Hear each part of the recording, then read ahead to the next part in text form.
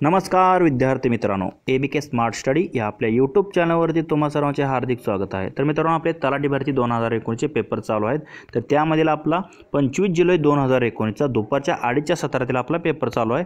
तर या पेपरचा शिफ्ट 2चा आपला पेपर चालू आहे। तर या शिफ्ट 2च्या पेपरमध्ये आपण त्याचा अगोदर भाग 1 पाहिला होता, ज्यामध्ये सुरुवातीचे 25 प्रश्न आपण संपूर्ण स्पष्टीकरणासहित पाहिलेले होते। तर त्याचप्रमाणे आज आपण इथे त्याचा भाग 2 पाहणार आहोत। तर या भाग 2 मध्ये देखील आपण त्याचे पुढचे जे महत्त्वाचे असे 25 प्रश्न आहेत ते आज आपण इथे कव्हर करणार आहोत संपूर्ण स्पष्टीकरणासहित।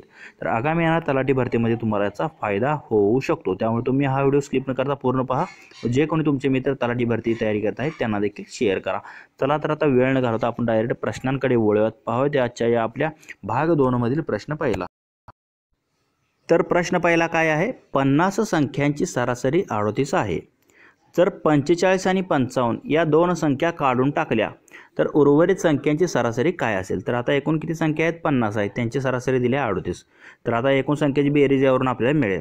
तर त्यामधून 45 आणि 55 म्हणजे 45 आणि 55 किती? 100। 100 हे जर दोन संख्या मिळून काढून टाकल्या तर राहतात किती? 55 गुणिले 38 जेवढे येतील त्यातून 100 वजा करायचं आणि राहतात किती? 48 आणि त्याला 48 ने भागावं लागेल, म्हणजे त्यांच्या उर्वरित संख्येची आपल्याला सरासरी मिळणार आहे। तर कसे काढणार आहे तुम्ही?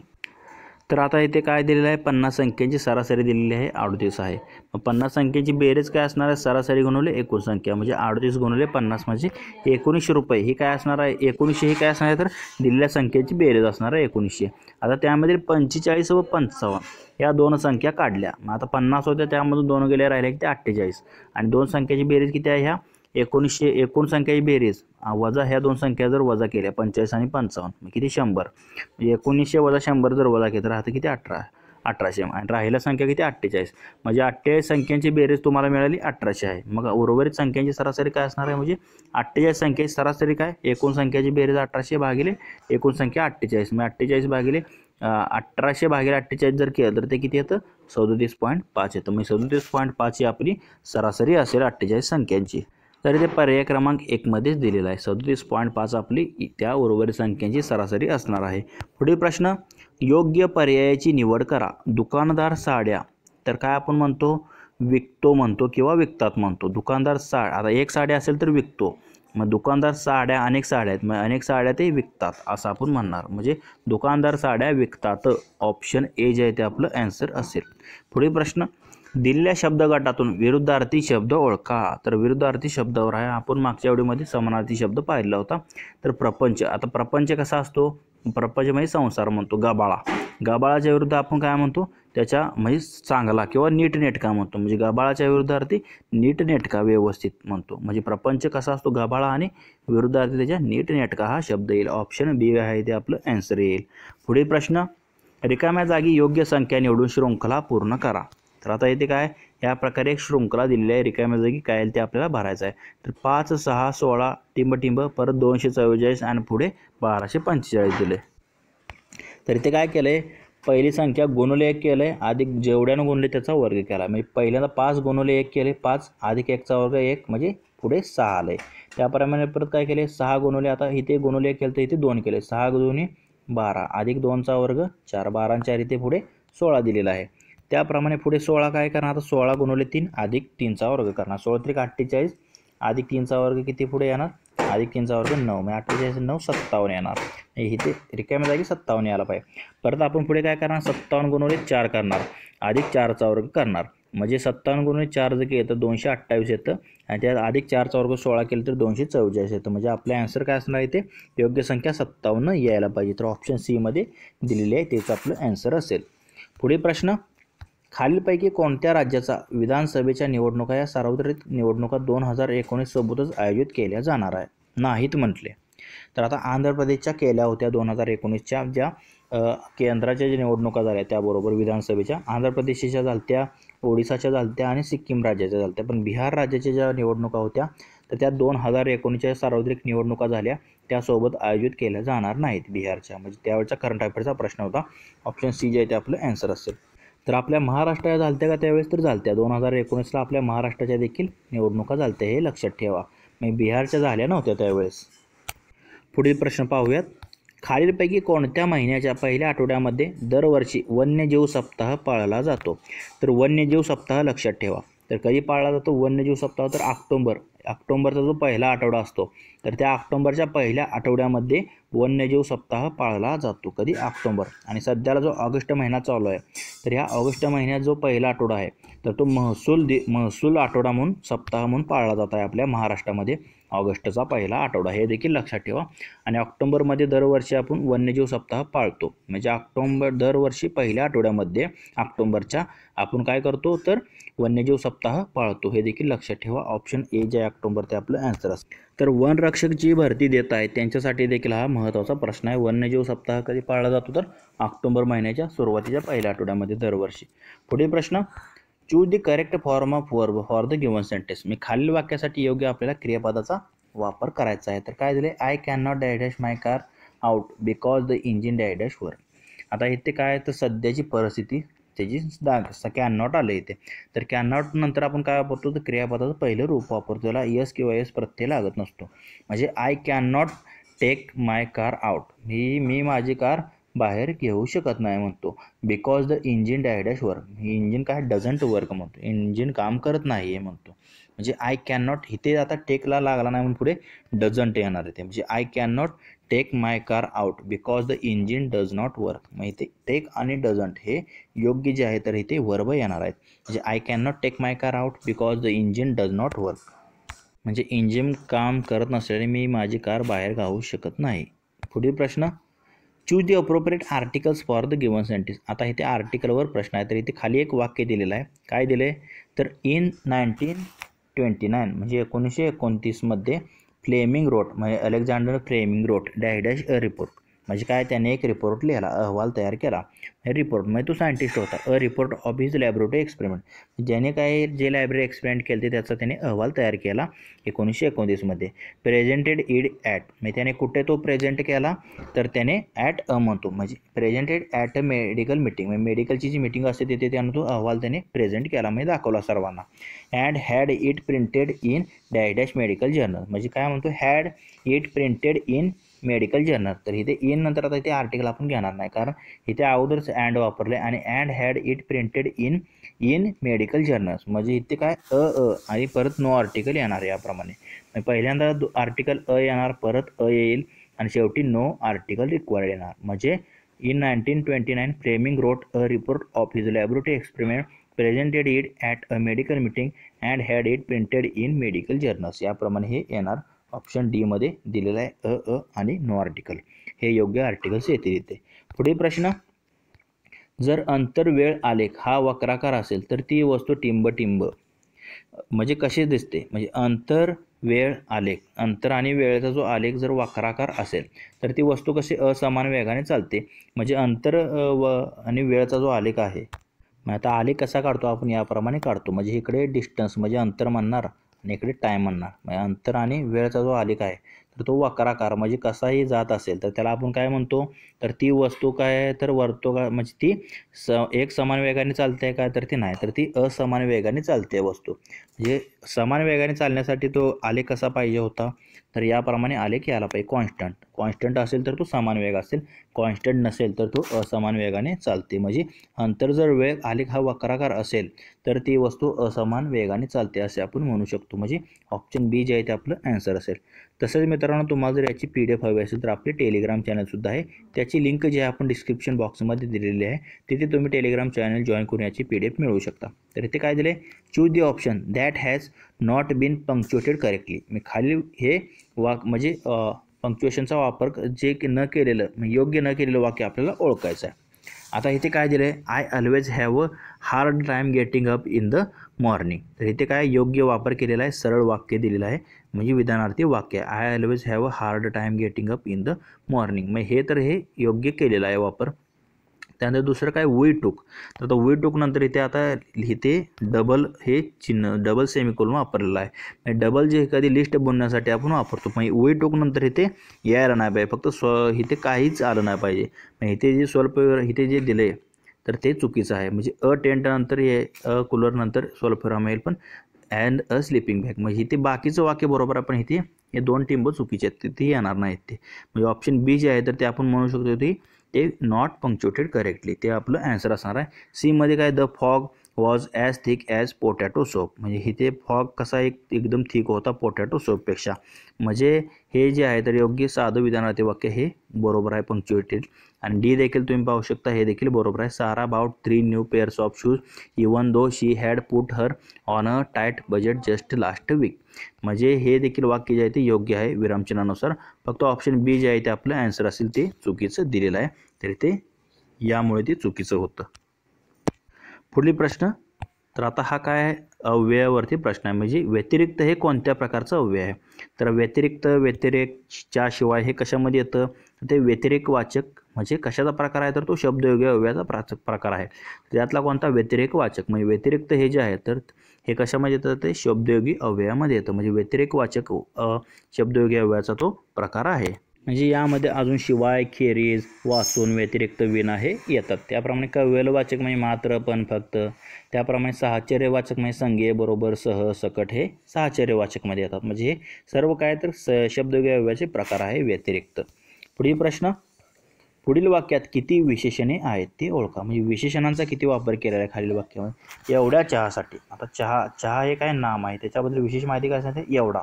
एवढा एक यातलं विशेषण असले. एवढ्या चहासाठी केवढा मोठा थर्मास आणलात तुम्ही. आता थर्मासबद्दल देखील काय माहिती सांगितली, केवढा मोठा. म्हणजे एवढा, केवढा आणि मोठा हे काय तर त्यांच्याबद्दल काहीतरी सांगितलं आहे. म्हणजे एवढ्या चहासाठी केवढा मोठा थर्मास आणलात तुम्ही. म्हणजे एवढा, केवढा आणि मोठा हे 3 काय असणार आहेत, तर ते 3 विशेषणे असणार आहेत. म्हणजे एकूण या वाक्यामध्ये 3 विशेषणे दिलेली आहेत. ऑप्शन सी जे आहे ते आपलं आन्सर असेल. पुढील प्रश्न, ग्रंथालयामध्ये 60% पुस्तके हिंदीची आहेत. आता उर्वरित पुस्तकांमधून 60% पुस्तके इंग्रजीचे. आता काय 60% पुस्तके हिंदीचे आहेत, तर जेवढी उरतात एकूण पुस्तकाच्या, त्या उर्वरित पुस्तकांमधून 60% जे आहेत तर ती कशाची, इंग्रजीची आहेत. आणि जी इंग्रजी सोडून जी बाकी अजून पुस्तके ओळखतात तर ती कशाची, मल्याळमची आहेत. जर इंग्रजी पुस्तकांची संख्या 48 पुस्तके असतील तर मल्याळममधील पुस्तकांची संख्या किती आपल्याला काढायचं आहे. तर हे काढण्याआधी आपल्याला अगोदर एकूण किती पुस्तके आहेत त्या लायब्ररीमध्ये काढावं लागेल. त्यानंतर आपण मल्याळममध्ये पुस्तकांची संख्या काढू शकतो. तर कसे काढणार हे आपण, तर आता इथे तुम्ही पाहू शकता. आता काय दिलं आहे, समजा ग्रंथालयात सुरुवातीला आता आपण काय म्हणूया, 100 इतकी पुस्तके आहेत. आता त्यातली 60% पुस्तके हे कशाची, हिंदीची आहेत. म्हणजे उरलेली काय असणार, मग आता 60% जर हिंदीची असतील त्यातली, तर उरलेली पुस्तकं काय असणार आहे, तर ही 100 पुस्तके. त्याच्यामधून 60% हिंदीची गेली, म्हणजे 60 भागिले 100 म्हणजे 100 वजा आहे 0.6x म्हणजे काय आलं, 0.4x. म्हणजे उरलेली पुस्तके ही कशाची आहेत, तर ती उरलेली जी पुस्तके आहेत तर आता त्याच्या काय केले त्याने, उरलेल्या पुस्तकाच्या काय केले, याच्यामधून उरलेल्या पुस्तकातून 60% इंग्रजीचे आहेत म्हणले. आता उरलेली पुस्तक किती आहेत, तर 0.4x एवढी उरली. तर त्याच्या 60% त्याने काय म्हणले, इंग्रजीचे आहेत. तर त्याच्यावर 60% काढलं 0.4च्या, तर ते किती येतं, 0.4x गुणिले 60 भागिले 100 म्हणजे 0.24x येतं. आणि 0.24x हे 0.4मधून वजा केलं तर राहतात किती, 0.x. परत किती उरते, 0.16x. आणि जेवढी 0.16x जी उरलेत ती कशाची, मल्याळमची आहेत. पण आपल्याला इथे काय म्हणले, 0.24x जे आलं ते इंग्रजीची पुस्तके आहेत म्हणले. आणि इंग्रजी पुस्तकांची संख्या दिलेली आहे 4800. यावरून आपल्याला एकूण पुस्तकांची संख्या मिळेल. 0.24x बरोबर 4800 इंग्रजीची पुस्तके दिलेली आहेत. 4800 भागिले जर हे 0.24 केलं तर आपल्याला xची किंमत मिळेल. म्हणजे 48ला हे आता 100ने गुणलं 6,000 अंशाला, तर 48 म्हणजे हे येणार भागिले 24. 24 1 24, 24 दुनी 48 आणि वर 4 शून्य, म्हणजे 2 वर 4 शून्य म्हणजे किती, 20,000. एकूण त्या ग्रंथालयात किती, 20,000 पुस्तके आहेत. तर आता एकूण 20,000 आहेत. तर आता इंग्रजीची त्यातून वजा केली 0.4मधून, राहिले किती, 0.16. तर 0.16x बरोबर हे काय, कसे पुस्तक असणार आहे, तर ती मल्याळमची पुस्तके असणार आहेत. म्हणजे उरलेल्या पुस्तकातून म्हणजे 0.4x मधून 60% इंग्रजीची सोडून उरलेली मल्याळम होती. म्हणजे 0.4x मधून 0.24x ही इंग्रजीची वजा केली तर राहतात किती, 0.16x राहतात. ती मल्याळम विषयाची पुस्तके आहेत 0.16x. तर एक्सची किंमत माहिती आहे, एकूण पुस्तके 20,000 आहेत. म्हणजे 0.16 गुणिले 20 जर केलं तर 16 दुनी 32 आणि हे 2 पॉईंट असल्यामुळे हे 2 घरे म्हणजे कट होणार आणि राहणार किती, 3200 राहतं. म्हणजे असा जर गुणाकार केला तर तो 3200 राहतो. म्हणजे त्यात ते 0.16x म्हणजे मल्याळमची पुस्तके किती असणार आहेत, तर ती 3200 इतकी मल्याळमची पुस्तके असतील. म्हणजे आपला आन्सर काय असेल, तर ते पर्याय क्रमांक डी मध्ये दिलेलं आहे. एकूण 3200 जी पुस्तके आहेत तर ती कशाची असतील, तर ती मल्याळम भाषेतील असतील. पुढील प्रश्न, मुंबई फुटबॉल एरोनामध्ये आयोजित भारतीय सुपर लीग म्हणजे ISLचा अंतिम फेरीमध्ये 1-0ने पराभूत केलेल्या संघाचे नाव सांगा. मग त्यावेळेचा जो फुटबॉल ISL लीग होती त्याच्या अंतिम फेरीमध्ये 1-0ने पराभूत झालेल्या संघाचे नाव काय? तर कोणता? FC गोवा. FC गोवा हा पराभूत झालेला संघ होता 1-0ने. म्हणजे ऑप्शन बी जे आहे ते आपलं आन्सर असेल. पुढील प्रश्न, choose the most appropriate uses to fill in the blank for the given sentence. मी खाली दिलेल्या वाक्यासाठी आपल्याला योग्य रिकाम्या जागेचा वापर करायचा आहे. तर काय दिले? Teachers gave their students test and assessment dash dash. काय म्हणतो आपण? टीचर्स मुलांना देतात म्हणजे काय स्टुडंटना टेस्ट देतात आणि असेसमेंट, पण कधी लगेच देतात का? तर वेळेनुसार देतात त्यांना, म्हणजे त्याला आपण काय म्हणतो? पिरियोडिकली म्हणतो. काय म्हणतो? पिरियोडिकली. म्हणजे teachers gave their student test and assessment periodically. म्हणजे पिरियोडिकली म्हणजे त्याला आपण काय म्हणतो मराठीमध्ये? तर नियमित वेळाने ते काय करतात? शिक्षक काय करतात? नियमित वेळाने त्यांच्या विद्यार्थ्यांना टेस्ट आणि असेसमेंट देतात म्हणजे अभ्यासासाठी. ऑप्शन ए जे आहे ते आपलं आन्सर असेल. पुढील प्रश्न, 71, 36, 985 या संख्येमधील अंकांची चढत्या क्रमाने पुनर्मांडणी केल्यानंतर त्यामधील किती अंकांचे स्थान बदलणार नाही? तर आता हे 71, 36, 985 आपल्याला काय करायचं? चढत्या क्रमाने मांडणी करायची आहे. तर आता याप्रमाणे ही चढत्या क्रमांकाने मांडणी होईल. 1, 3, 5, 6, 7, 8, 9. तर इथे तुम्ही जर पाहिलं तर इथे 3 नंबरला 3 आहे, 4 नंबरला 6 आहे, इथे देखील 4 नंबरला 6 आहे, इथे देखील परत 6 नंबरला 8 आहे, इथे देखील 6 नंबरला 8 आहे. 6 आणि 8 हे जे चढत्या क्रमाने जर मांडणी केली तर 6 आणि 8 जे आहेत तर ते त्याच ठिकाणी राहतात. म्हणजे किती? एकूण 2 ज्या संख्या आहेत त्यांची जर चढत्या क्रमाने मांडणी केली तर त्यांच्या अंकाचे स्थान बदलत नाही, त्या तिथेच राहतात. किती? एकूण 2 संख्या आहेत, 6 आणि 8. ऑप्शन बी जे आहे ते आपलं आन्सर असेल. पुढील प्रश्न जर तो राज्यघटनेवरती आहे. काय? संविधानाच्या खालीपैकी कोणत्या अनुच्छेदाअंतर्गत 2 किंवा अधिक राज्यासाठी एकच व्यक्ती राज्यपाल म्हणून नियुक्ती करणे शक्य आहे? म्हणजे 2 किंवा अधिक राज्यांसाठी एकच व्यक्ती राज्यपाल म्हणून नियुक्ती म्हणजे आपण करू शकतो. तर हे कोणत्या कलमामध्ये दिलं आहे? तर कलम 153 म्हणजे अनुच्छेद 153 मध्ये राज्यपालासंदर्भात दिला आहे.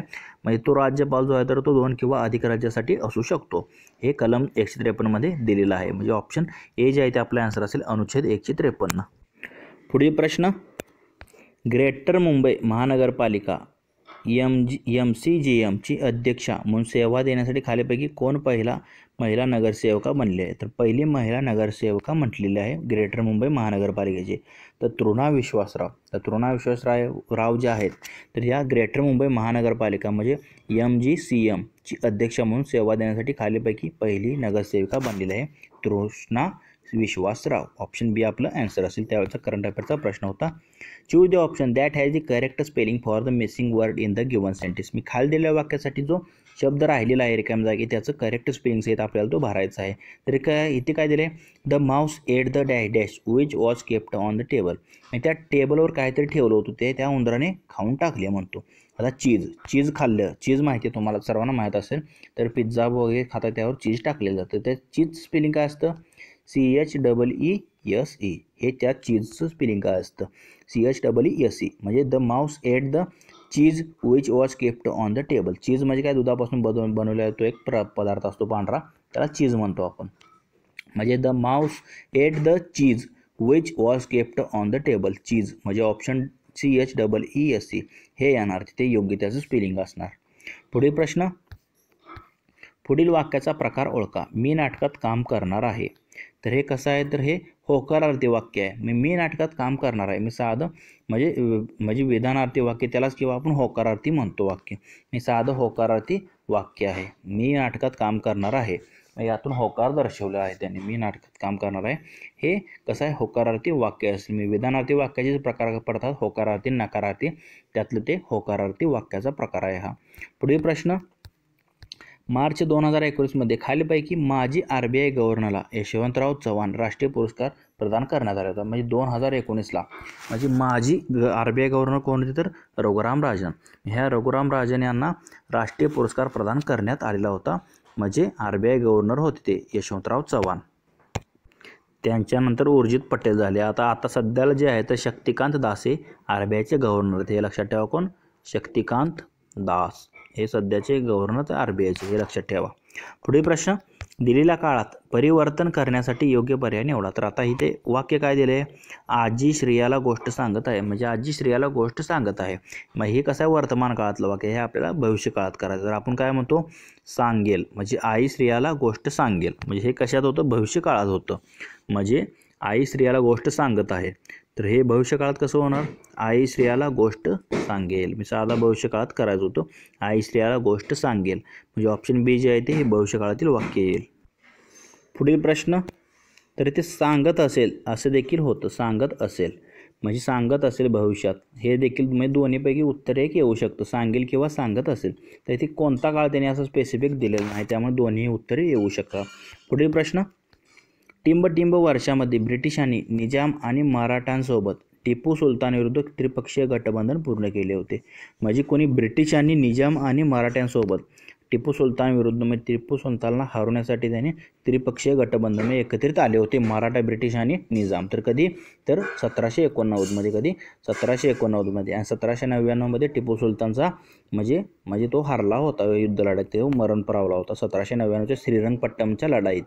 तर कोण होता त्यावेळेस, लॉर्ड वेल्सलीचा तो गव्हर्नर होता, त्याच्या काळात तो मृत्युमुखी पडला टिपू सुलतान 1799ला. पण 1789मध्ये काय झालं, तर ब्रिटिश, निजाम आणि मराठ्यांसोबत तिने काय एकत्रित होऊन त्यांनी टिपू सुलतान विरुद्ध त्रिपक्षीय गठबंधन पूर्ण केले होते 1789ला. पुढील प्रश्न काय आहे, choose the correct form of modal auxiliary verb for the given sentence. म्हणजे खालील वाक्यासाठी आपल्याला योग्य मॉडल ऑक्झिलरी म्हणजे सहाय्यकारी क्रियापदाचा वापर करायचा आहे. Dash dash we do the working up for you, म्हणजे हे आम्ही काम तुझ्यासाठी करू शकतो का, असं आपण इथे विचारलं. We do the working up for you म्हणजे काय म्हणतो आपण, शाल म्हणतो आपण, shall we do the working up for you. Shall नंतर आपण वी वापरतो. म्हणजे शाल आपण कधी वापरतो, माहिती किंवा सल्ला विचारताना. मी इथे सल्ला विचारतो आपण, shall we do the working up for you, म्हणजे आम्ही तुझ्याबरोबर काम करू शकतो का किंवा काम करू का, असं आपण त्याला विचारतो किंवा सल्ला मागतो. मी आपण इथे शाल वापरतो, shall we do the working up for you. Shall जे आहे तर तिथे योग्य मॉडल ऑक्झिलरी वर्ब आहे, shall we do the working up for you. पुढील प्रश्न, choose the option that has the correct spelling. तर मित्रांनो, आजचा आपल्या भाग 2 मधला शेवटचा प्रश्न आहे. तर काय आहे, दॅट योग्य करेक्ट स्पेलिंगचा आपल्याला शब्द ओळखायचा आहे. तर फॉरवर्ड, तर ते फॉर आणि WARD असतं, तर हे तर चुकीचं आहे. त्यानंतर फॉरवर्ड एक असतं शब्द, फॉरवर्ड, तर हे फॉरवर्ड दिलं, हे चुकीचं ठरेल. किंवा फॉरवर्ड असतं, हे फॉरवर्ड चुकीचं आहे. फॉरवर्ड हे देखील चुकीचं आहे. तर FORWARD, तर हे फॉरवर्ड जे आहे ते बरोबर आहे. आणि अजून एक फॉरवर्ड काय असतं, FORWARD असतं, हे एक फॉरवर्ड असतं आणि हे फॉरवर्ड एक असतं. तर फॉरवर्ड म्हणजे त्याला आपण काय म्हणतो, फॉरवर्ड म्हणजे पुढे जाणे, हे फॉरवर्ड म्हणजे काय, पुढे जाणे. आणि हे फॉरवर्ड म्हणजे त्याला आपण अग्रलेख म्हणतो. तर आता जे पेपर वाचतात त्यामध्ये जे लेख येतात त्याला आपण फॉरवर्ड म्हणतो. फॉरवर्ड म्हणजे अग्रलेख त्याला म्हटले जाते, हे देखील लक्षात ठेवा. म्हणजे ऑप्शन डी जे आहे ते आपलं ॲन्सर असणार आहे. तर मित्रांनो, आपला जो तलाठी भरतीचा पेपर चालू आहे त्याचा भाग 2 पाहिला आपण यामध्ये पाहिला आहे, ज्यामध्ये आपण महत्त्वाचे असे 25 प्रश्न पाहिलेले आहेत. जर तुम्हाला या प्रश्नांमध्ये कोणती शंका वाटत असेल तर कमेंट करून नक्की कळवा. तसेच हा जर व्हिडिओ आवडला असेल तर लाईक करा, तुमच्या मित्रांना देखील शेअर करा. असेच जर नवनवीन व्हिडिओ हवे असतील तर आपले YouTube channel ABK smart study subscribe करा, समोरील बेल आयकॉन प्रेस करा. धन्यवाद मित्रांनो. जय हिंद, जय महाराष्ट्र.